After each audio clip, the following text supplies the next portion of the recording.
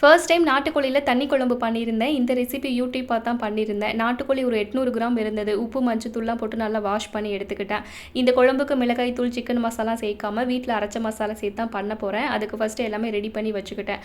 ஒரு கடாயில் கொஞ்சமாக நல்லெண்ணெய் சேர்த்துட்டு 1 டேபிள் ஸ்பூன் கொத்தமல்லி, 1 டீஸ்பூன் வந்து சீரகம், சோம்பு, மிளகு, ஒரு பட்டை, ஒரு கிராம்பு, கொஞ்சமாக கருவேப்பிலை சேர்த்துக்கிட்டு லாஸ்ட்டாக ஒரு 7 வரமிளகாய் சேர்த்து நல்லா வதக்கிக்கிட்டேன். வரமிளகாய் வந்து உங்கள் காரத்துக்கு தகுந்த மாதிரி சேர்த்துக்கோங்க. அதே கடாயில் வந்து 1 டீஸ்பூன் அரிசி சேர்த்து நல்லா வறுத்து இது எல்லாமே ஒரு தட்டில் கொட்டி ஆறுனதுக்கு அப்புறம் அரைச்சி இந்த மசாலா எடுத்து வச்சுக்கிட்டேன்.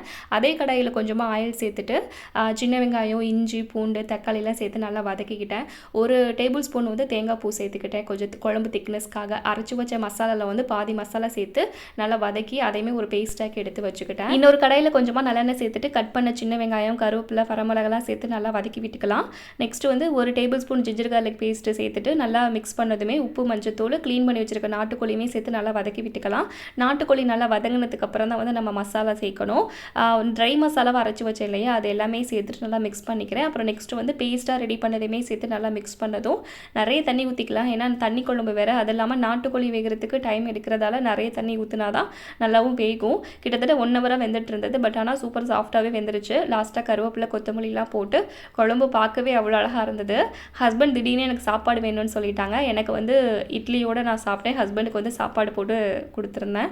கண்டிப்பாக ட்ரை பண்ணி பாருங்கள். எப்போவுமே ஒரே மாதிரி குழம்பு வைக்கிறதுக்கு இது மாதிரி டிஃப்ரெண்ட்டாக வீட்டில் அரைச்சி வச்ச மசாலா சேர்த்து பண்ணும்போது இன்னும் டேஸ்ட்டு சூப்பராகவே இருக்குது.